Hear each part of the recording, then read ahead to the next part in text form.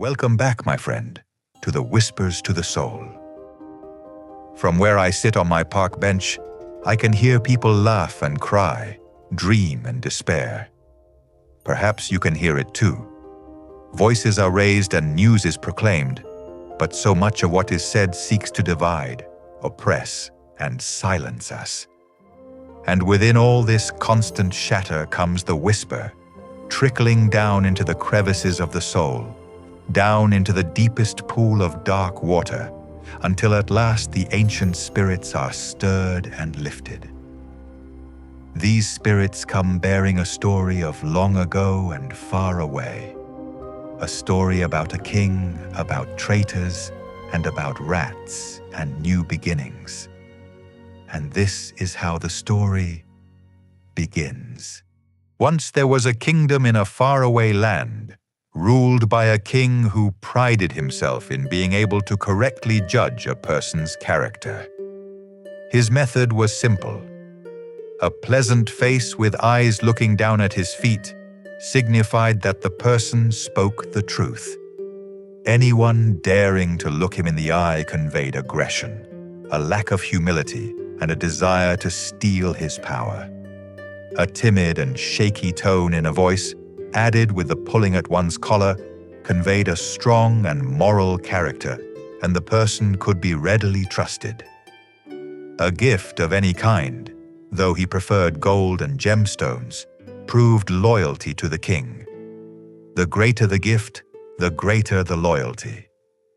Those he deemed to have a foul and deceitful character, those who looked him in the eye, those who spoke with firmness, those who brought him no gifts, he condemned them as traitors. Depending on his mood, he either put them to death or threw them in the dungeon to rot among the rats. He judged thousands of men and women so correctly and perfectly that soon he was surrounded only by loyal and reliable subjects. Absolutely, no traitors existed in his midst. How could they, when he easily weeded them out? This king in this faraway land had 2 handsome sons and 1 beautiful queen. He knew his sons were handsome and his queen was beautiful. For any time he asked his elders and his captain about their appearance, they would look down at his feet, pull on their collars, and respond with their shaky voices. "Yes, my lord, your sons are a rare and special breed of men, and your queen remains the most uncommonly unique woman in the land." One day, his 2 handsome sons and his beautiful queen feasted in honor of his birthday. They had just recently returned from a pilgrimage abroad and dared to bring up the governance in other countries. "Towns are advancing quite rapidly in science and medicine and storytelling in the countries beyond the sea," said the queen. "Towns full of intellectual agitators I exiled long ago, I can guarantee it," said the king. "They prosper with clean water, farming, roads, writings, and wonderful awe-inspiring structures," continued the queen, eyes glistening. "And why do you think that is?" asked the king with an inquisitive gaze. His gaze made the queen instinctively peer down at the table and fidget with her beaded collar. "They seem to share knowledge and have the freedom to disagree with leaders and have open discussions on how to improve their society," said the oldest son, who looked down at his roasted duck as soon as his words escaped his mouth. "And all without the threat of being imprisoned or killed," said the youngest son, giving a side glance to his mother. "You who are future kings would allow your subjects to indulge in exploring their own ideas and rejecting established truths. What a weak and foolish way to rule. No king in his right mind would allow his subjects to turn to science for answers instead of to his own decrees. Wasn't it I who declared that slapping your head while spinning 5 times would ward off flooding? And have we experienced any flooding lately? Of course not. This just goes to show that a king's intelligence is enough to keep a kingdom functioning. And you also mentioned medicine. Who needs medicine when you have my own proven remedy for all ailments? Vinegar and salt. It works 50% of the time. A king who allows his kingdom unrestricted access to science and medicine invites misery into his heart. Strange how I saw very few people in misery, said the youngest son, suddenly looking the king in the eye but still retaining a little shakiness in his voice. In fact, people looked quite content going about their lives, added the oldest son, also gaining the courage to look his father in the eye. They even had time to attend theater in the garden, all new and original works, something I wish we had here. It gets boring seeing the same weekly reenactment of you descending the stairs to receive your crown. Artists and writers and actors, I spit on them, said the king, slurping up saliva in his mouth and hurling it at a nearby guard. They are known instigators, known for spreading lies about their rulers and causing subjects to rebel. If the ruler is kind, honest, and just, there would be no reason to rebel, said the queen, her eyes now glaring into the king's soul. I am beginning to see what is going on here, said the king, studying the queen's face up and down, left to right. He turned to his sons and examined them in a similar fashion.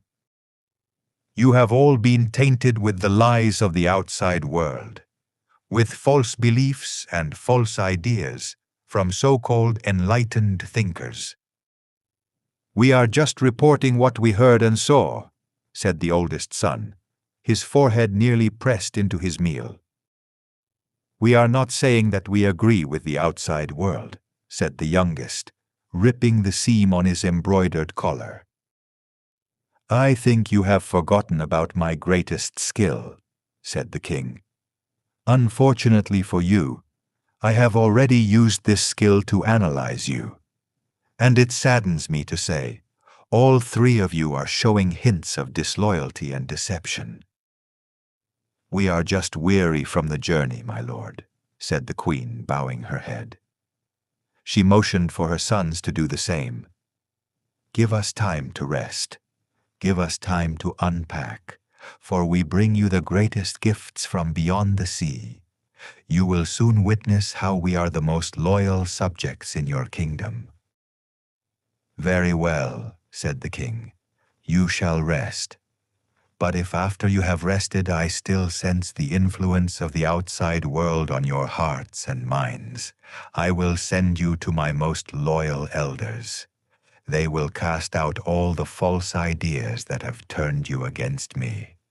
That very night, strong gusts of wind whipped the shores of the kingdom, tossing the ships at the dock upwards and sideways, some so fiercely that mooring lines tore loose, sending a few ships ramming into jagged rocks, destroying both vessel and sailors. Near the palace, trees' branches snapped and hurled like spears into herders, trying to find shelter for their goats. Thatched roofs splintered and ripped open, allowing the hard, heavy rain to beat down on the poor villagers, who spent the night slapping their heads and spinning round and round to ward off the flooding. Neither the wind, nor the rain, nor the slapping and the puking from so much spinning awakened the king from his slumber. Loud cracks of thunder and intense flashes of lightning also did nothing to stir him. What caused him to sit up and throw the silk blankets off his body was the thrashing rain breaching the open window of his tower, forming strategic puddles around his iron-bound chest, full of jewels and gold. No common rain will touch my riches if I can help it, said the king, throwing on his royal robe. He immediately called for his sons, who slept in the adjacent room. When they did not answer, he stormed into their chamber, and found them missing. "Where are these useless boys?" He stomped into the queen's quarters without the required one-day notice. They hadn't slept together in 10 years due to his snoring and foul breath, and found her also missing. "What in God's name is going on here?" Marching through the candlelit corridors, he called out, "Guards! Guards, have you seen my queen and my sons? They are not in their rooms." Guards, startled out of their nap, jumped to their feet, and the fat one said, "Where, my lord?" "Where did they go?" "That's what I am asking you, you miserable fool," said the king. The lanky one lowered his gaze, pulled on his collar, and said, "Forgive us, my lord. We have not seen them since they offered us a warm cup of milk." "And when was this?" said the king. "After we fluffed your pillows and secured you in your bed," said the lanky one. "Perhaps they are down in the kitchen, my lord, away from the wind and the rain," said the fat one, daring a quick glance at the king's face, regretting it when the king scowled at him. "At this hour?" growled the king. "No, I feel something is amiss. Something that needs immediate attention. Search the castle at once from top to bottom. Go now, and don't return until you have found them." Down the corridors, the guards scampered, pushing through any door they encountered and calling out, "Your Majesties, my queen, good princes!" Descending the spiral staircase, they continued the summoning, hoping the royal family would show up and say, "What is all the fuss? Quiet down before you awaken the whole palace." The only creatures they stirred were the large black rats that scurried away at the sound of their voices. Their search led them into all the chambers of the second and first floors, into the storage room, the kitchen, the great hall, and finally the holy chapel. "God is our witness," said the lanky one, genuflecting before a stained glass window depicting a giant tower crowned with a divine flame. "We have searched everywhere except the dungeon." "The king ordered us to search from top to bottom," said the fat one, wiping sweat off his forehead. "And that is the bottom. The biggest and nastiest rats dwell down there in the darkness," said the lanky one. "The royal family surely knows not to wander into that area, full of filth and disease." "So what do we tell the king when he asks if we followed his orders?" said the fat one, looking over his shoulder. "What we always tell him," whispered the lanky one. "What he wants to hear. Just give an extra tugging at your collar and put some more shakiness into your voice." "I say we come bearing a gift," said the fat one. "Just to be safe. At the first light of dawn, the guards, with heads hung lower than usual, returned to the finely dressed king who sat on his iron-bound chest. "What tidings do you bring?" said the king, extending his right hand for the guards to kiss. The fat guard saw how tiny a pucker the lanky one offered, and extended his lips to their full range. With a loud and wet smack, he planted a kiss so solidly devout, the king could never question his loyalty and honesty, even with the news that the royal family was nowhere to be found. "Well, I am waiting," said the king. "It has been my utmost honor to do your bidding," said the lanky one with a bow.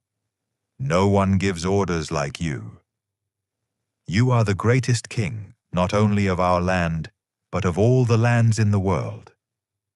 "I'm listening," said the king. "Oh, great and glorious master," declared the fat one on bended knee. "We followed your orders, exactly as you gave them, for they were so clear and perfect. But alas, the beautiful queen and your handsome sons remain missing." "Missing?" said the king. How could they be missing?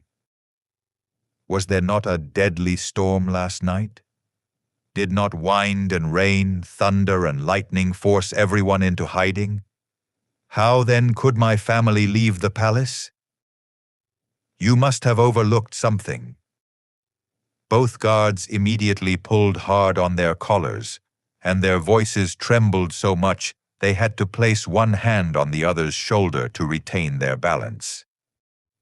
We searched from top to bottom, just as you said the lanky one. Even the dungeon, said the fat one, and they were nowhere to be found. The dungeon, you say? Said the king, inspecting the guards more closely. Every cell and every dark corner, said the lanky one, patting sweat off his forehead. Running his royal nose over their garments, the king thoroughly sniffed for dishonesty. Funny how you don't smell like the dungeon. We definitely searched the dungeon, said the fat one, and we can prove it. He pulled out a small leather pouch and offered it to the king. A gift from both of us, your majesty. Our savings from the past 5 years. I knew it, shouted the king, generating a pathetic cowering from the guards. I knew you were loyal to me. My senses never fail me. With shoulders now relaxed and breaths coming out at a steady pace, the lanky guard dared to ask, "What shall you have us do, your majesty, about the royal family?" "Gather more men," said the king. "Search the courtyards, the gardens, the stables, the undercrofts. Go through every tower and walk every wall. Return when you have found them." With a bow, the guards departed. Dragging his long purple robe, the king sashayed to the balcony and looked out upon his palace grounds. Where could they be, this queen and these sons of mine? And where were the gifts they promised me? Did enemies follow them home, take advantage of the storm, and steal both my family and their treasures? How could this be? From the eastern and western shores my enemies have been conquered. Are there new foes afoot, traitors among us? Filled with a sudden fear, he summoned his elders and captain. "As you may know by now, my family is missing," said the king, pacing his chamber, "and with them the gifts they promised me. We feel your pain, we weep your tears," said the captain in his shaky voice, eyes to the stone floor, pulling on his collar. "We have beat our chests and raised our hands to the Creator, praying for their safe return," said his most trusted elder, genuflecting. "My senses tell me something foul is in the air," said the king. "A movement of some sort, to bring in false ideas and destroy our way of life." "Where is this movement coming from, my lord?" said the captain. "You tell me, and I will gather my men and go out and stop it." "It could be coming from the left of me," said the king, "or from the right. It could be outside our walls or worse, inside, lurking in the shadows like a rat waiting to attack." "Do you believe this movement has taken your family?" asked the trusted elder. "Most definitely," declared the king, "and so I send you out into the fields and into the villages. Find the traitors who took what is most important to me, and if you can, find also my family." Out marched the captain and the elders, gathering men to aid in their search. On foot, they went down the cobblestone streets, calling out for the queen and the princes, asking passers-by if royalty and treasure chests had come across their path. "If they did, we wouldn't have noticed," said a young maiden. "Our eyes are always to the ground." "Well, keep them that way," said the captain, "if you know what's best." "What now?" said an elder, heading toward the palace gates. "We go out to the villages as the king requested," said the captain. "You can count us out," said the most trusted elder. "There's no way you will have us elders walking among disease-ridden peasants with our fine clothing and shiny boots." "We haven't been through the palace gates since childhood," said another elder. "With so many stories about thieves and ambushes, we dare not go out into the dangerous wasteland." "We go out all the time," said the captain, "and return with life and health." "For this reason you must take the lead in this matter," said the trusted elder. "The king will look with favor on your loyalty." With the lowering of the drawbridge, the captain and a group of knights ventured into the nearby village, heads raised just enough to see where they were going. By the time they came upon a group of miserable little huts, the strain in their necks had everyone asking for a break. Casting their heads and eyes down into their normal position brought great comfort and relief. "Who is in charge here?" asked the captain, massaging the back of his neck. "The king is in charge," said a peasant dressed in a brown woolen tunic so faded and old you would think he was wearing a dish rag. "Of course he's in charge," shouted the captain. "We all know that, you fool. I mean, who is the head peasant?" "The king is the head peasant," said the rag-wearing man, eyes to the ground. "He is the head farmer, the head herder, the head of all. And he'll soon be the head thumb-crusher, unless you can tell me where the royal family and their treasure chests have gone." "Very well," said the peasant. "I advise you to raise your head briefly, as the king is nowhere near us, and you will see how last night's storm ripped apart our roofs. Such a terrible night with fierce winds and heavy rain. My whole village set about to slapping our heads and spinning around to protect us from flooding. No flooding came, all praise to the king, but we did lose many goats and many a cabbage. Such was the violence of the storm. No one in their right minds would dare venture into the countryside. And yet, to my great surprise, 3 rather fancily dressed figures rode out in a rage against the thunder and lightning. Most certainly to their death. Did they carry any kind of chest or box or sack?" asked the captain. "None that I could see," said the peasant. "In what direction did they go?" said the captain. "West, into the countryside." "Then westward we go," said the captain. "Unto the western shore, if that is what it takes." On foot, it took 3 days to arrive at the port. Along the way, they swept through other villages, probing huts and barns, and sifted through wheat and barley fields, and even explored caves and abandoned temples. Others had also seen 3 mysterious figures riding fast and furious. Were they the queen and the princes? No one could say for sure, as they had never dared to look upon them when they visited the palace markets. Did they carry a chest, a box, or a sack? None that they could see. When at last the captain and knights stood on the docks, they could not believe their eyes. Their naval fleet was down to 1 ship. "Where are the rest?" said the captain. A young sailor stepped forward and explained, "The storm, dear sir, 'twas a mighty one, tearing 3 ships from the shore and sending them right smack into yonder rocks. Nothing left but planks and ropes." "That would have left 2, said the captain. "Indeed, sir, we had 2, said the young sailor. "But last night, I think it was last night, 3 frilly strangers showed up in their fancy attire and gold rings and demanded a ship. I says, these are the king's ships. I can't just give 'em to you." "The queen and the princes," determined the head captain. "How did you know that?" said the young sailor. "I didn't know that until one of the men said, 'How could you not recognize us, young chap?' You sailed with us to the countries beyond the sea. I begged for their forgiveness. Just because I sailed with them didn't mean I looked at them." "Where are they now?" said the captain.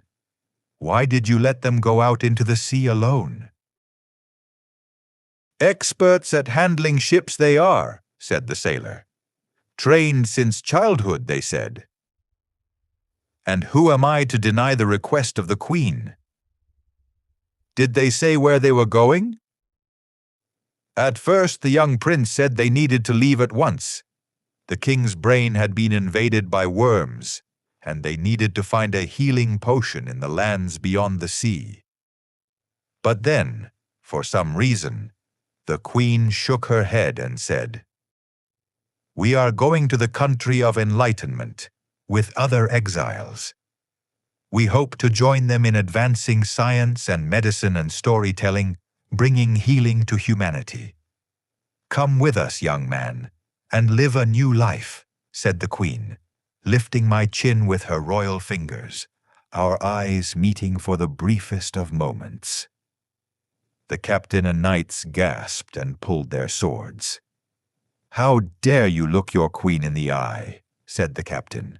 "What dishonest and disloyal subject you are." "Please don't tell the king," cried the sailor. "It was not of my choosing." I immediately broke away from her and bid them farewell.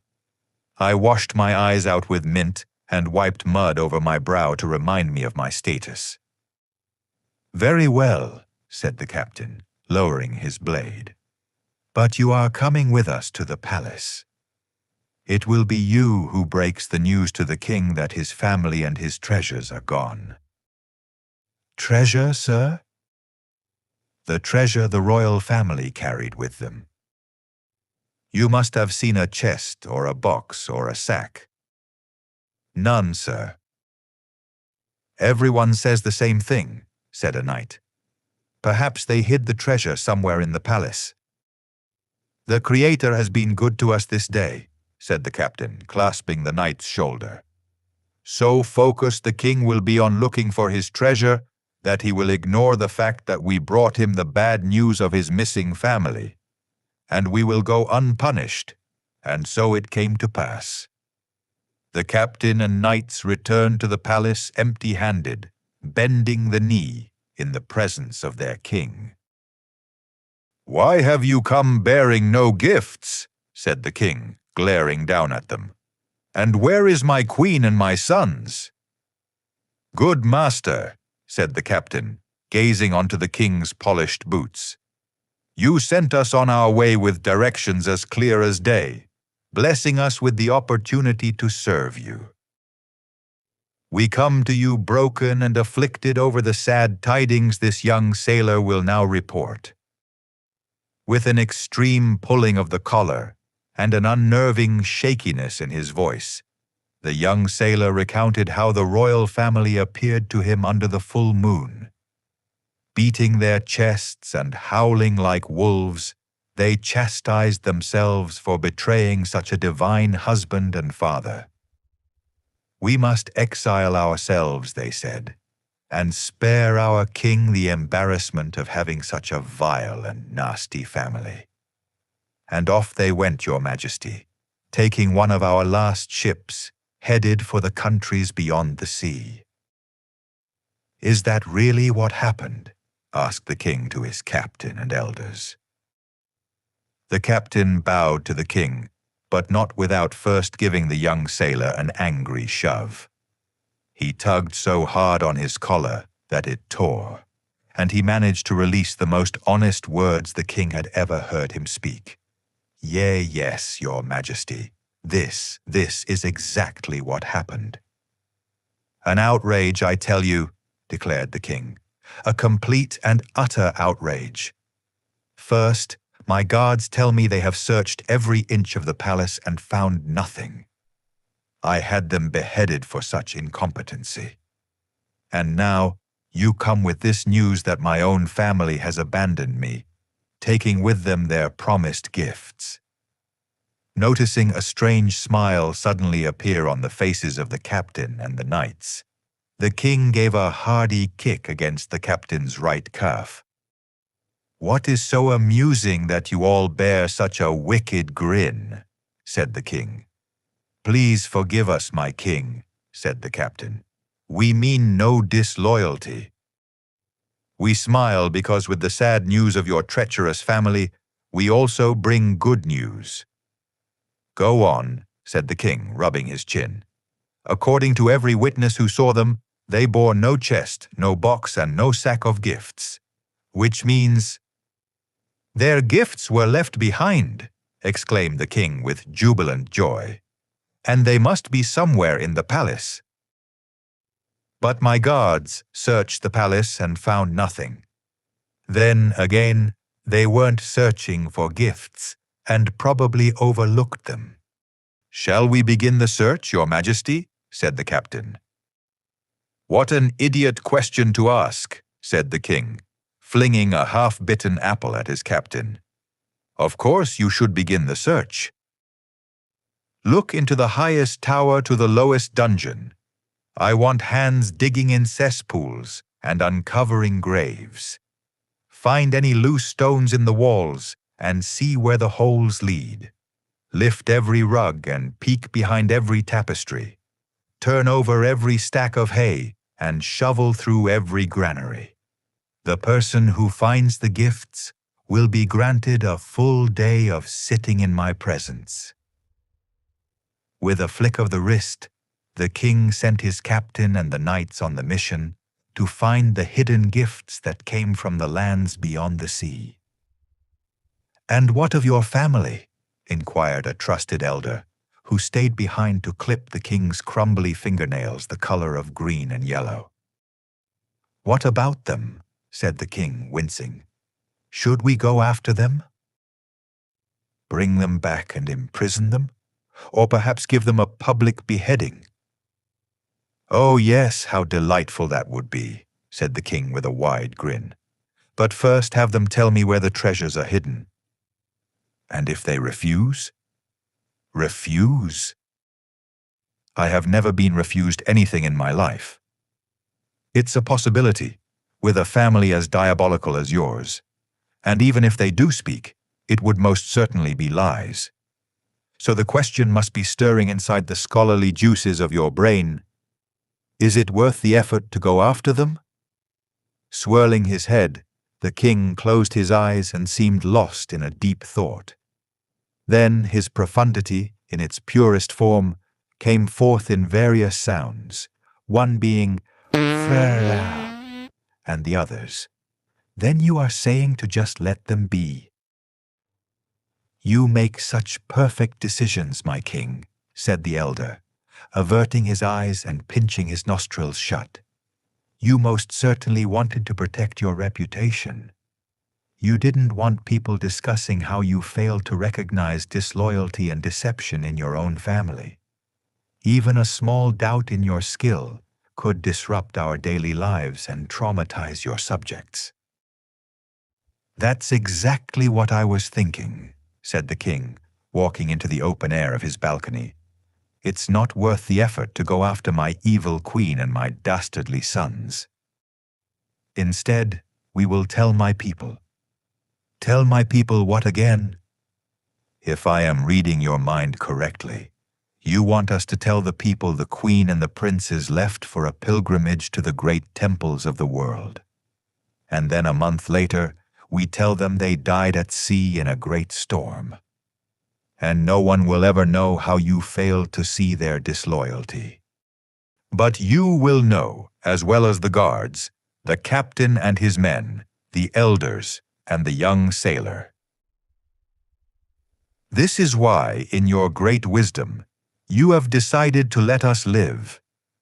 If ever someone finds out about the true nature of your family's departure, outside of the ones you just listed, you will know who committed the betrayal, how your wisdom and judgment surpasses even that of the Almighty Creator." "I amaze even myself at times," said the king, peering over the balcony onto his kingdom. "In the meantime, my men will continue their search for the gifts promised me." How you love to hide your awe-inspiring perception, my king. Just say it out loud, why don't you? Say what? Said the king. Say that it has crossed your mind 1,000 times, said the elder. What has crossed my mind 1,000 times? What if there were no gifts to begin with, said the elder. No gifts, exclaimed the king. Only an insane person would do something like that. The gifts have to be here somewhere. My men will not rest until they are found and placed at my feet. Day after day, the king toiled in the heat, drenching his fancy attire in royal sweat, ferociously shouting orders to look up here and look down there. And you missed a spot, and you already checked that area. Go somewhere else. With the abuse of his vocal cords came the straining of his index finger as it pointed in 100 different directions every time his servant flipped the hourglass. Lacking results, he made his fury known and wore out the tip of his whip until it turned into loose strands of harmless string. Having exhausted all possible hiding places within a week, the king decreed that he, at last, needed a rest. There was no doubt left in his mind. Thieves discovered the gifts before he did, and those thieves were long gone. And no, he did not want his captain and the knights to hunt them down. He, instead, ordered his captain and knights to clean up the mess they made. At once, he told them, "Go and cover the graves, patch up the holes, stack the hay, straighten the rugs, put back the stones." He was tired of thinking and wanted to be left alone. "Ale," he called out in his dining hall. "Where is my cup of ale? I am in desperate need of something to refresh my aching throat." Servants rushed forward with 3 silver goblets. In a quick and messy succession, the king chugged down as much ale as he could. His trusted elder wiped the dribble from his chin.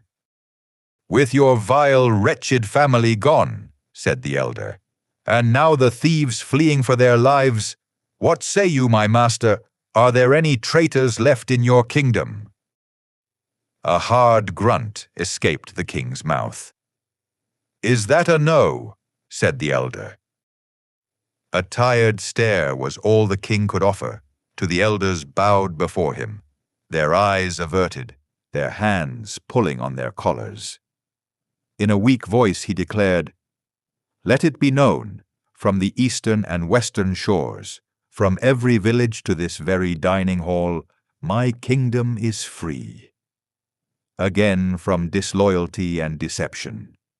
He slumped over and fell into a deep sleep. 2 days later, he awoke to discover that the elders had already publicly announced the death of his queen and his sons from a deadly storm. "And how did my subjects take the news?" asked the king, still a little groggy. "As is the custom of your subjects," said his trusted elder. "They weep without tears and go about their business as if no tragedy has occurred." "How I do pity my people," said the king. "They have never learned how to mourn." "At least we can say," said the elder, "that this part of the tale is over. A blank page is laid out and we can begin writing a new story." A new story sounded delightful to the king. A story about him doing, a story about him conquering, a story about his bravery in the face of bam. His fist pounded the table every time the following thought pinched his brain. What new story could be told if nothing new ever happened? Even his best storytellers could only speak of his past achievements. "Your subjects love reenacting your coronation," insisted the elders. "How their ears prick up any time we recount the driving out of your enemies. No one gets tired of hearing about you and your greatness." "Of course they don't get tired," said the king, "because they're idiots, and idiots are easily entertained." They don't have the intellect that I possess." "You are unequaled, your majesty," said the elder. "Unequaled and bored," said the king. "How many days have I paced this vast dining hall, watching my servants, my knights, my elders, and my new guards, watching and waiting for a sign of trickery, a flicker of rebellion, a whiff of something foreign. Complete loyalty and total honesty are what I get." "Have you laid your eyes on the peasants, my master?" said the trusted elder. "The field worker, the mason, the blacksmith, the goat herder?" "Aha!" shouted the king. "An inspection of the peasants is exactly what this kingdom needs. Bring me 20 in the morning." Shortly after sunrise, peasants stood in the king's dining hall, lined up by wretchedness. The first 10 approached the king with lowered heads, pounding their chests and saying, "We are not worthy." They bore a few dirt markings on their faces, and their teeth reflected a yellow sheen. To the king's surprise, their tunics were still in fairly good condition. As gifts, they offered cabbage, turnips, and potatoes, gifts that the king tossed aside in a huffish snort. Scanning their forward-drooping faces, the king concentrated on the angle of their heads.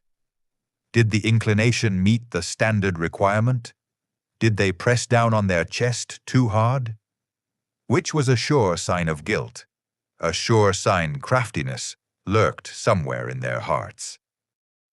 To his dismay, the first group passed inspection so successfully, he had his guards pat their heads for good behavior. "Long live the king!" they shouted as the guards marched them into the cobblestone street.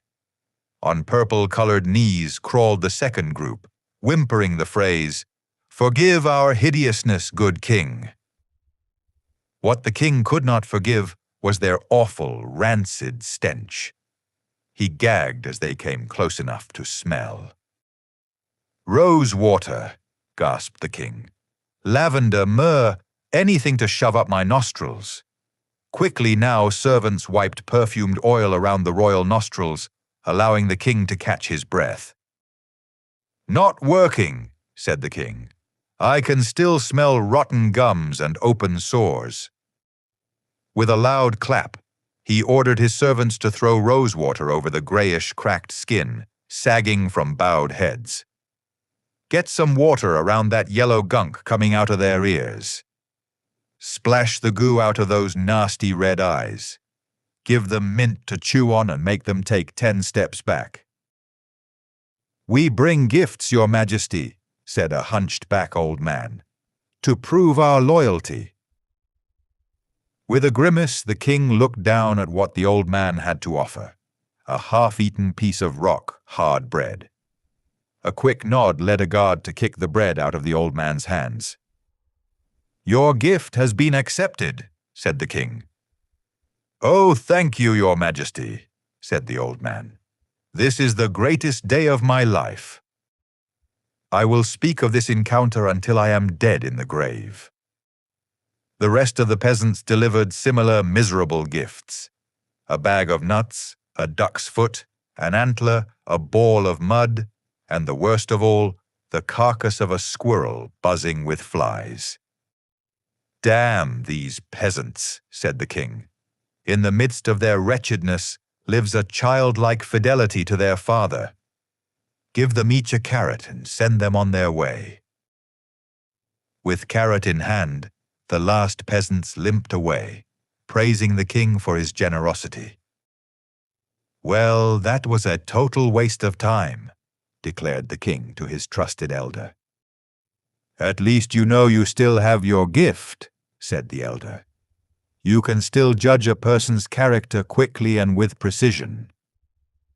The king was not so sure. Even a blind man could sense the loyalty and truth oozing out of the peasants. He had done nothing out of the ordinary. What if, in reality, he was losing his skill?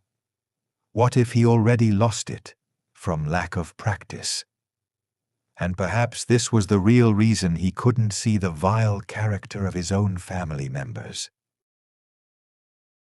For the next few days, he dragged his feet across the long corridors of the palace, a frown plastered to his face. If a dog crossed his path, he kicked it and told the animal, "You deserve it." If quail soup was placed in front of him, he banged the bowl to the side and said, "I asked for duck." When elders reenacted his crowning, he flung manure at them and shouted, "Put some more enthusiasm into it." Offerings of gifts now came with him, stomping his feet and whining in a high-pitched voice, "I want the gifts promised to me, not this rubbish." Nothing pleased him. No one could keep him entertained. On several occasions he wandered through his gardens, speaking aloud to no one but himself. "I have a gift, I tell you. You put a person in front of me, and in 5 seconds I can tell you if that person is a disloyal and lying bastard. Take this sap, for instance." Stretching his arm, he greeted a marble statue of himself. "Nice-looking fellow. Groomed in all the right places. Most probably a studied man, a noble man, a man of high regard. But look closer. He stands completely upright, his hands nowhere near his collar. And if he could speak, he'd probably employ a robust and intimidating voice. I declare him a fraud, a sly and cunning fox, someone who should be banned from this kingdom forever." He didn't stop with the statue, turning his attention to swine, goats, and geese. He judged them all, and all of them proved to be traitors. They all looked him in the eye when he called upon them. Their language was primal and aggressive, and they fled any time he tried grabbing their necks. Immediate death was their sentence. "I have a gift, I tell you," said the king at the sound of deafening squeals, "and I have not lost one bit of it." A freakish grin appeared across his face as the butchers cut into the animals and poured entrails onto the land. "Perhaps you should stop using your gift for a while," said his trusted elder. "We don't want to lose our entire livestock in a week." "Using my gift keeps me from going insane," said the king. "It drives away the boredom." "Try judging porcupines or skunks or rats," said the elder. "Creatures we don't eat." "So, you are saying to pace myself?" said the king. "Once again you are right about everything," said the elder. "Use your God-given gift, but sparingly." Judging animals eventually turned into a boring routine. Occasionally, new groups of peasants were hauled in, but no disloyalty was ever found. Sometimes he forced guards or servants into damp, dark rooms and questioned them and observed them for hours, hoping to find a fragment of guile in their behavior and words.